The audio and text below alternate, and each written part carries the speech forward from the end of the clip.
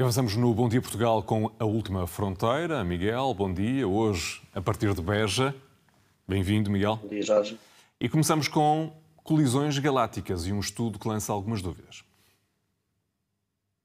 Sim, é uma ideia que já temos na astronomia há muito, muito tempo, de que as duas maiores galáxias do chamado grupo local, que são precisamente a nossa e a galáxia de Andrómeda, num futuro distante, é certo, iriam chocar, colidir uma com a outra. Pois bem, agora aparece um estudo que junta mais de 10 anos de dados do poderoso telescópio espacial Hubble e também dados do telescópio espacial Gaia, da Agência Espacial Europeia, e que diz o seguinte: talvez não seja bem assim. Talvez não seja bem assim. É que, de acordo com este estudo, há uma probabilidade apenas de 50% de, nos próximos 10 mil milhões de anos, nós assistirmos a uma colisão frontal entre estas duas grandes galáxias. E, portanto, afastando um bocadinho esta ideia de uma simulação, uma colisão frontal logo entre estas duas grandes galáxias. E, portanto, este estudo é baseado em mais 10 anos do Hubble e do Gaia, mas junta aqui também um pormenor que eu acho que é particularmente interessante neste estudo. Diz o seguinte: nós sabemos que a nossa galáxia da Via Láctea, nós temos dezenas de galáxias satélites anãs, pequenas, a girar à volta da nossa Via Láctea, mas este estudo diz que a grande nuvem de Magalhães, que é a maior galáxia satélite anã que nós temos a girar à volta da nossa Via Láctea, provavelmente, e graças à sua gravidade, vai afastar ligeiramente a nossa Via Láctea dessa rota de colisão com Andrómeda. E, portanto, se calhar, podemos agradecer, no fundo, a esta presença gravitacional da grande nuvem de Magalhães para nos evitar essa colisão frontal. O que é que acontece numa colisão frontal de galáxias? Bom, há fenómenos interessantes. Em primeiro lugar, cria uma agitação nas nuvens, nas gigantes nuvens que dão origem às estrelas, e assistimos a uma taxa de formação de estrelas extremamente elevado. E, eventualmente, o Sol até pode ir acabar numa outra posição da nossa Via Láctea. Mas, para já, isso são tudo especulações, porque, de facto, este estudo diz que esta colisão é muito, muito incerta para um período de 10 mil milhões de anos.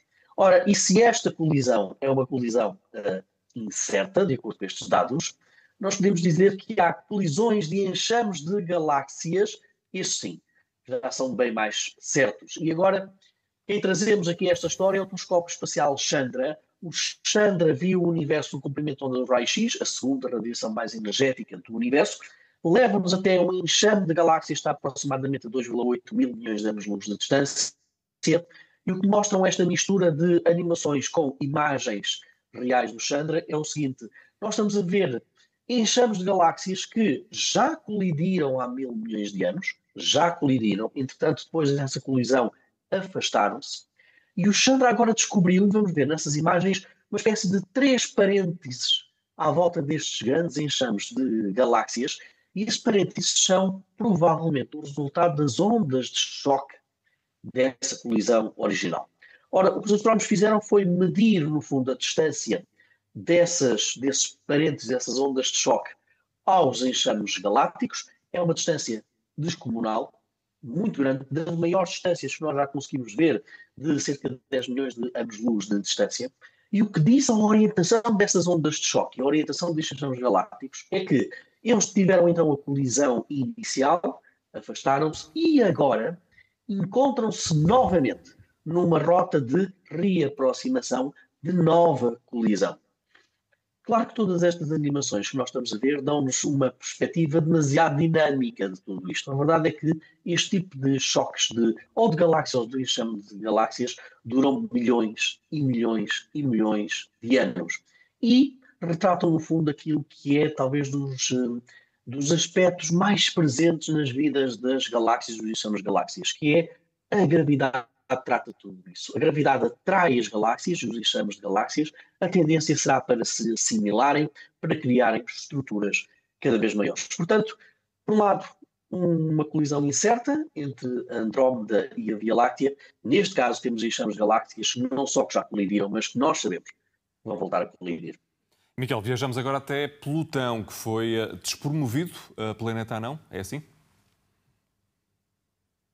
Mas que é absolutamente fascinante. É um planeta não apenas no nome e classificação, porque ele mostra-nos mistérios e, sobretudo, dinâmicas da sua atmosfera absolutamente extraordinários. Olha, este estudo mostra-nos um dia bonito para o investigador Xi Zheng, da Universidade de Santa Cruz, da Califórnia, que em 2015, peço desculpa, em 2017, depois de ver as primeiras imagens de perto de Plutão tiradas pela sonda New Horizons, estas imagens que nós estamos a ver, em 2017 ele avança com uma teoria extraordinária. Diz o seguinte: nós estamos a ver neblina à volta de Plutão. Estas são imagens reais e esta neblina é muito parecida com a neblina que nós encontramos noutros pontos do Sistema Solar, por exemplo, a Lua de Saturno, Titã.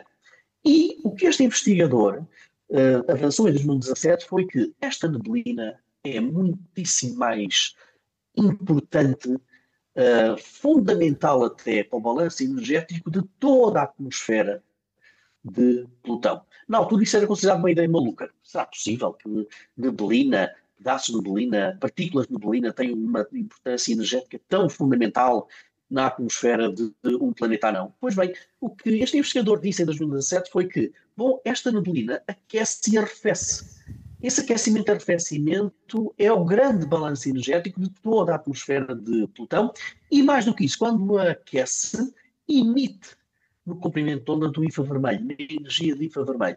Ora, a New Horizons não conseguiu medir essa radiação em infravermelho, eis então que aparece, e apareceu depois de 2015, o magnífico telescópio espacial James Webb. E o James Webb, pela primeira vez, olhou para Plutão.